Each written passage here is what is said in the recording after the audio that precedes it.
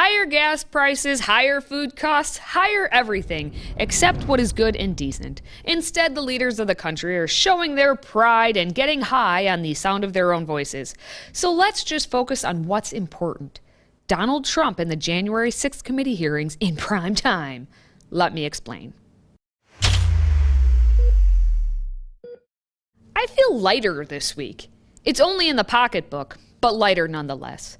Meanwhile, our leaders are out there in their safe spaces doing the important tasks for the good of the American people, for the betterment of peoplekind, but really only to puff their narcissism and trash any and all of you who don't move lockstep with them. And we start here. Now, I don't know why they do this, but they only give me one pen. I used to stand in absolute awe and watch Barack Obama sign with 7, 8, 9 different pens, Barack Obama. I'm in awe.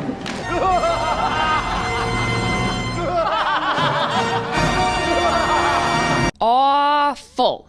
The narcissism is strong with that bunch, and if you don't join them lockstep and key, then you are the actual Dr. Evils. Look, this is not your father's Republican Party. This is a MAGA party. It's a very different Republican Party. Look, I believe in bipartisanship, but I have no illusions about this Republican Party, the MAGA party. I've been able to bring some Republicans along on parts of my plan, but the fact is Republicans in Congress are still in the grip of the ultra MAGA agenda. Ultra super duper spectacular MAGA agenda. Like the corn pops of the world. Yeah, the world's a-changin' right in front of Joey's eyes. Look at the kids. Look at the young people. Best educated, least prejudiced, most giving generation in American history. Turn on the television now. You turn on it. No, I'm serious. All right, there's something to that, yeah. No, but I'm serious. You turn on the TV, look at the ads. When's the last time you saw biracial couples on TV? When's the last time you saw the way, people are selling products, they do ads to sell products. And they sell products when they appeal to people. Guess who's coming to dinner? I guess not Lucy and Ricky Ricardo. Before we get to more of this nonsense involving the mainstream media outlets, let's get to the question of the day. Did you watch any of the January 6th committee hearings? We'll talk about it later in the video, so make sure you stay tuned. Let me know your thoughts in the comments below, and if you would share the video, then that would be pretty nice too. But back to Joe and the charade that was the 23-minute appearance on Jimmy Kimmel, which began with the lunacy of Joey wearing a mask, all alone backstage, and then taking it off when he came out from behind the Oz curtain to shake Jimmy's hand.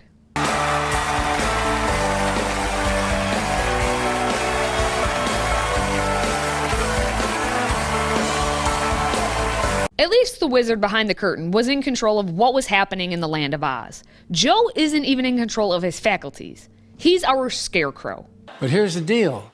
One of the things is that it's very difficult now to have even with notable exceptions, even the really good reporters, they have to get the number of clicks on nightly news. Mm-hmm. So instead of asking a question, anyway, everything gets sensationalized in ways but I'm convinced we can get through this. We have to get through it. And one of the things, look, I'm going to take a break, and then we'll talk a little bit more, if you don't mind. You. I'm sorry. We have some of those commercials. We have some biracial commercials we need to show. We'll be back with President Biden. This is so embarrassing. And even more embarrassing that you would need to be rescued by the racist Jimmy Kimmel. Sometime at night, Carmel will look up in the sky and say, what the hell going on up there? But as they did with Jimmy and his blackface, they, the almighty institutions of Washington and the media overlords, just pretend it's all sunshine and rainbows. And since it's Rainbow Month, Nancy Pelosi had to get her pride on in her safe space. Welcome back. My honor to be here to say to all of you how proud we all are of you. Thank you for the joy and beauty you bring to the world. Aww. Your freedom of expression of yourselves in drag is what America is all about. I say that all the time to my friends in drag. Of course she walked the runway. She can't walk the aisle at Mass to receive communion anymore, so take a wafer from the only people who will worship you. Can I get an amen? Amen! Nancy is trying to get hip without throwing one out. With her second appearance on RuPaul's Drag Race, Nancy had to one-up the one and only Representative Alexandria Ocasio-Cortez, who was on RuPaul's Drag Race a year ago to show her woke bona fides. I'm so thankful that you're part of our country. Thank you. I think you are fabulous. But AOC revealed who she thinks is not fabulous over the weekend when she was asked to endorse Joe Biden for 2024. About President Biden, he is saying he's going to run again in 2024. Will you support him? You know, if the president chooses to run again in 2024, I mean, first of all, I'm focused on winning this majority right now and preserving a majority this year in 2022. So we'll cross that bridge when we get to it. But I think if the president has a vision, then that's something certainly we're all willing to entertain and examine when the time comes. That's not a yes. Yeah, you know, I think we should endorse when we get to it. But I believe that the president has been doing a very good job so far. And, you know, should he run again, I think that I think it's we'll take a look at it. Okay. But right now we need to focus on winning a majority instead of a presidential election. Awkward. I'd say that was a come-a-llama ding-dong word salad, but we actually all know what AOC means, even if she tried to defend herself on her favorite platform, the Instagram, after the interview. Claiming the endorsement question as a curveball, AOC said we're talking hypothetical and yada yada yada. Yada yada. Yada what? Yada yada yada. If only George Costanza was one of AOC's constituents. Fun fact, the Seinfeld characters would be represented by Jerry Nadler. Anyway, back to the possibility of Joe Biden running in 2024. Does the president have the stamina, physically and mentally, do you think, to continue on even after 2024? Don, you're asking me this question. Oh my gosh, he's the president of the United States. You know, I can't even keep up with it. We just got back from New Mexico. We just got back from California. That is not a question that we should be even asking. Just look at the work that he does. Look how he's delivering for the American public. What exactly would that be? Let's get to today's check-in on gas prices. I am President of the United States of America, and the buck stops with me. Same as last week, the prices have only increased.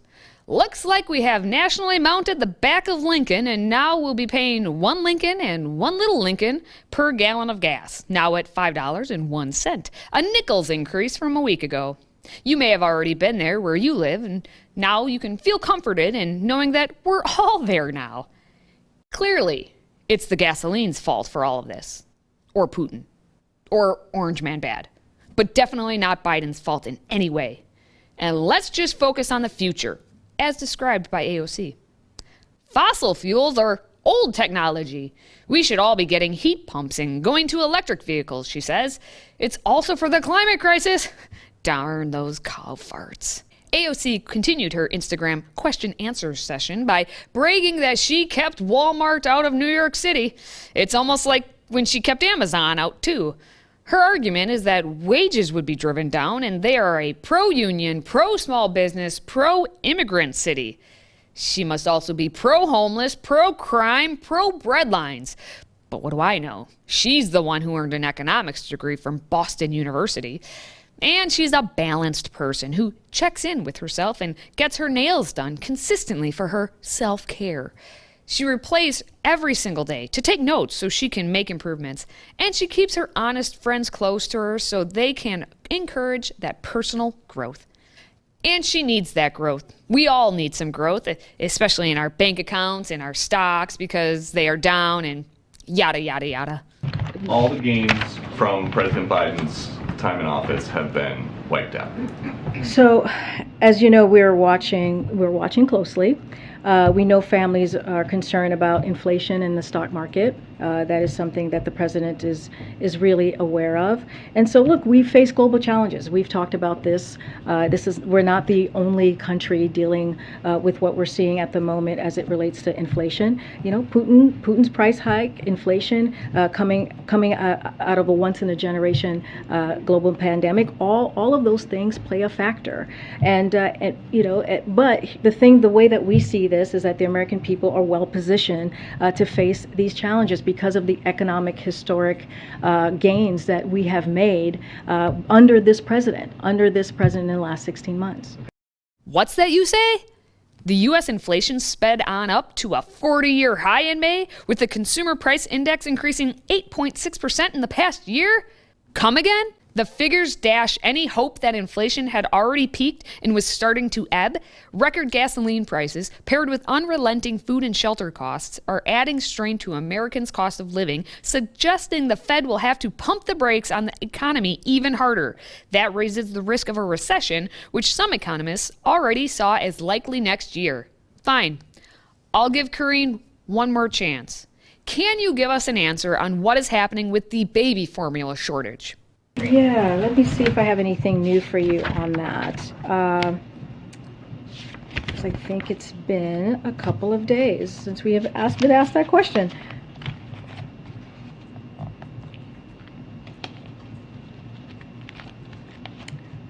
Okay. I don't have anything new. I know we made some announcements last week. Quick. What can we pivot to? This will be a multimedia presentation with video, with documentary kind of feel to it. This will be the most highly produced congressional hearing in history. Aha! Produced indeed. The primetime airing of the January 6th committee's hearings is a spectacle that has been happening since January 6th, 2021. Despite them being the progressive party, these politicians and media can't stop, won't stop talking about January 6th, as if democracy depended on it, which is what they want you to think and be fearful of. If you use any logic, though, you know that democracy is not at stake, and since we are a constitutional republic, they should just sit right back down and read the Constitution.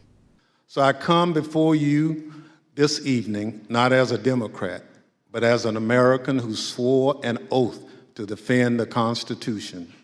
The Constitution doesn't protect just Democrats or just Republicans. It protects all of us, we the people. And this scheme was an attempt to undermine the will of the people. So tonight, and over the next few weeks, we're going to remind you of the reality of what happened that day. But our work must do much more than just look backwards. Because of our democracy remains in danger. Give him an Emmy. They are grasping at anything to make themselves feel superior. This is the strategy of the Democrats going into the fall. Let's throw out whatever we can and see if any of the spaghetti sticks to the wall. They decided to get their friends to air the hearings in prime time because it's yet another attempt to see if it sticks. They are that desperate for votes and will pander to it for all to hear. With the midterm elections coming up, it's very important for people to make their voices and their vote heard.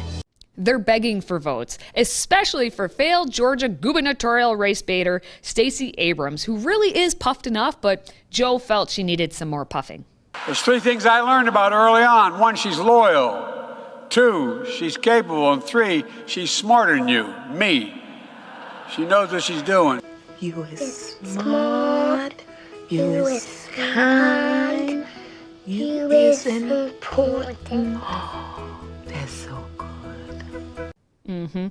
I tell my son that he is kind, he is smart, and he is capable. But he's 2, not 48. And he's also not a delusional liar who thinks everyone is a racist. Am I talking about Stacey or Joe? You'll never know. But the answer is both. Desperate times call for desperate measures, and the Democrats are desperate. So don't expect them to focus their attention on anything that would actually help out you and me. It's only about getting votes in November, and that calls for some pandering. So as I pander to you, remember to give your F's, faith, family, and friends. Because you is smart, you is kind, you is not a Democrat. Also, feel free to share this video with that announcement. Until next time, stay healthy, America.